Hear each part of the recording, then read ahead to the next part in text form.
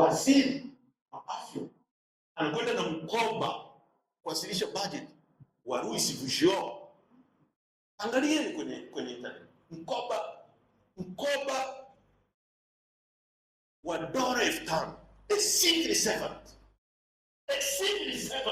Mkoba amebeba wa milioni 15. Wakati milioni 15 ukiipeleka kwenye zahanati fulani kijijini unaokoa maisha ya maelfu ya watu.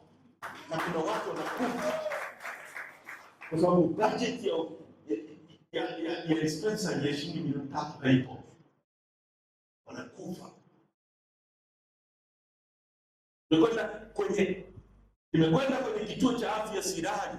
Umeme ukikatika, mama anajifungua, anakufa na mtoto wake kwa sababu hakuna generator na milioni 4 na kuwaka automatic ili waendelee na operation. Lakini waziri wa hiyo wizara anaingia na mkoba wa milioni 15 pekee. Ujazungumzia suti aliyovaa. Sisemi kwamba havae vibaya, lakini hebu fikiria, in a poorest country like this,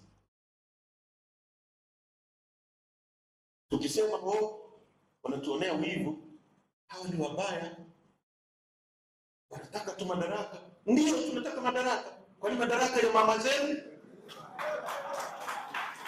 Yes. Ndio hapo tunaimba nyimbo. Tunataka madaraka kwa njia za kidemokrasia, tuweke uwezo wetu na wananchi watuone